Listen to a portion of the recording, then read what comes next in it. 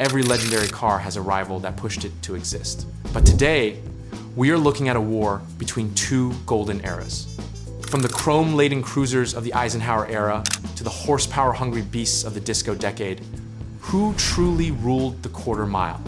It is a battle of raw mechanical purity versus massive displacement and engineering arrogance.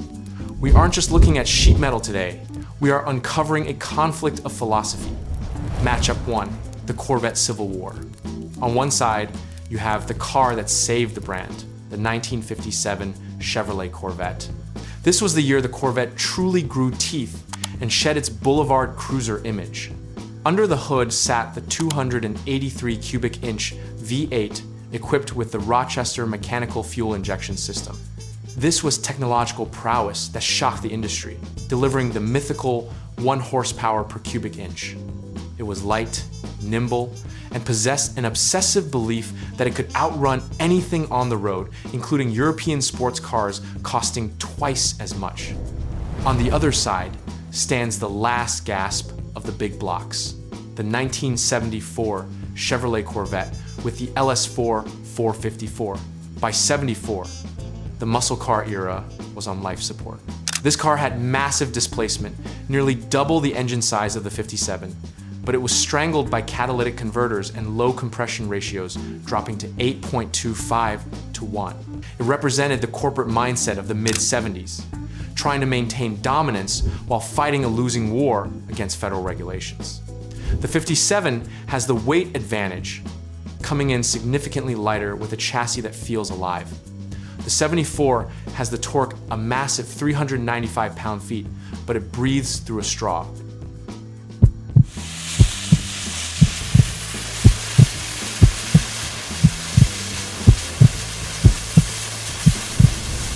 The winner, the 1950s, takes first blood. The 57 Fuelie, tested by Road and Track, clocked a blistering 14.3. The 1974 Big Block, despite having 454 cubic inches, wheezed its way to a 15.5 in car and driver tests. It was not just a victory, it was a statement. It proved that efficiency, mechanical precision, and power-to-weight ratios often trump sheer displacement, especially when that displacement is suffocated by smog gear. Matchup 2, the Mopar Titans. Next up, we look at the banker's hot rod versus the ultimate street fighter. In the 50s corner, the 1958 Chrysler 300D. This was a monster wrapped in luxury, exclusive to 1958. It packed the legendary 392 firepower Hemi V8. While some were fitted with the Bendix electrojector, a primitive electronic fuel injection system, most were recalled and replaced with dual quad carburetors due to reliability issues.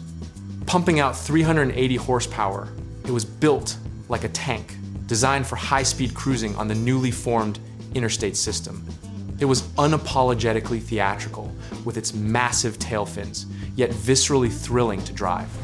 Facing it is the 1970 Plymouth Hemi Cuda. This car needs no introduction. With the 426th Street Hemi, dual quads, and a reputation for being nearly unbeatable, it was the pinnacle of Mopar's engineering. It was smaller, meaner, and built with one purpose: the absolute humiliation of the opponent. This was an engine born in NASCAR, detuned slightly for the street, but retaining all its race-bred aggression. The 300D is heavy hauling over 4,300 pounds of steel and chrome. The Cuda is lighter, but notoriously difficult to launch without spinning the bias ply tires into specialized smoke. Who takes the flag?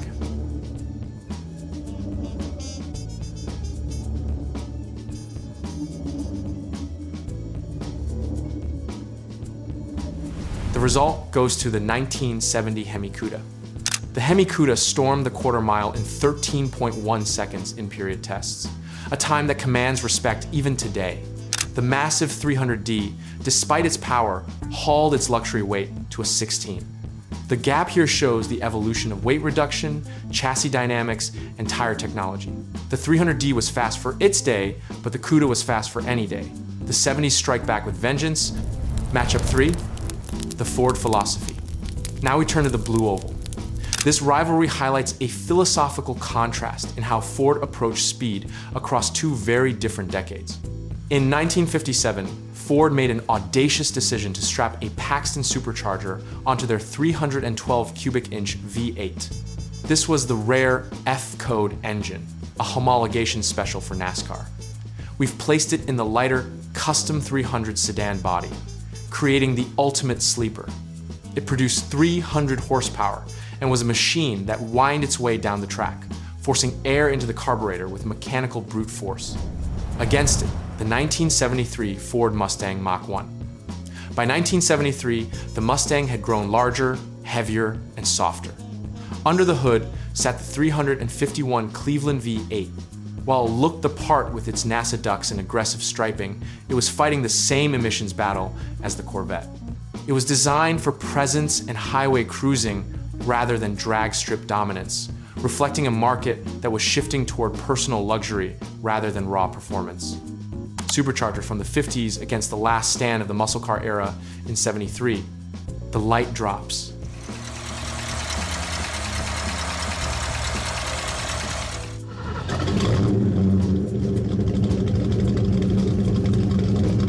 The winner is the 57 Custom 300. The supercharged 57 managed a 15.1, while the heavy 73 Mach 1 trailed behind with a 15.8. While the supercharger was innovative, tire technology in the 50s simply couldn't put that boost to the ground effectively, limiting its time. However, even with traction issues, the raw mechanical aggression of the 1950s outpaced the smog-choked 1970s. It serves as a reminder that complexity does not always equal speed. Matchup 4, the Pontiac powerhouse. This rivalry tracks the birth and the peak of the wide track philosophy. First, the 1959 Pontiac Catalina. This was the car that changed Pontiac's image from a reliable grandma's car to a street terror. Equipped with the 389 cubic inch Tempest 420A tri-power engine, it was stripped of excess chrome and weight. It was the genesis of the muscle car idea. Big engine, small body, lower price. It utilized a setup of 3 two-barrel carburetors, a system that became synonymous with Pontiac performance. Its opponent, 1970 Pontiac GTO Judge. This car is legendary. Equipped with the Ram Air 4, 400 cubic inch engine, it was sophisticated, expensive, and ruthlessly efficient. It featured functional hood scoops sealing to the air cleaner, high-flow cylinder heads, and a suspension tuned for the street. This was Pontiac at the absolute height of their powers, blending marketing genius with genuine mechanical capability. Tri-power from 59 versus Ram Air from 70. Place your bets.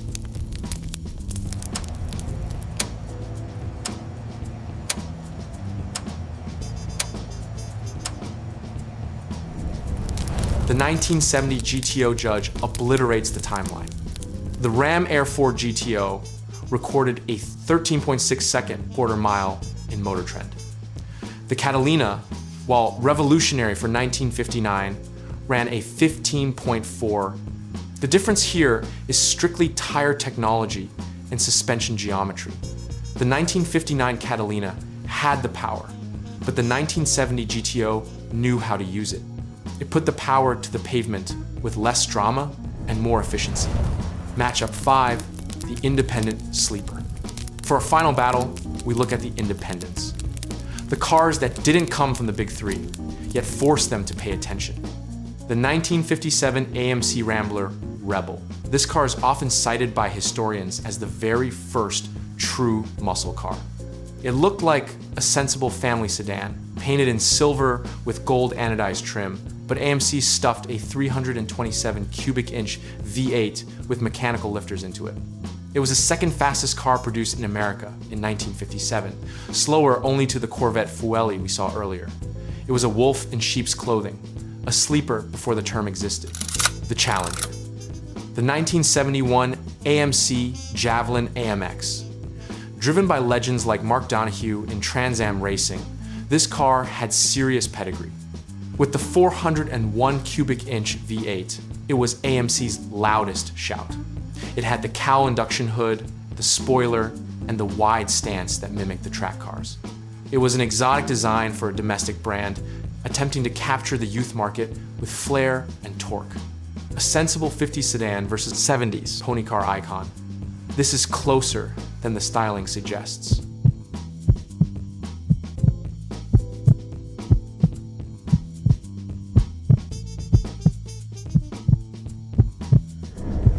The winner goes to the 70s, but the Rebel puts up a fight that defies logic. The Javelin AMX clocked a 14.3, but look at the Rambler Rebel, a 15.3 second quarter mile in 1957. That is faster than the Mustang and the Corvette 454 we saw earlier.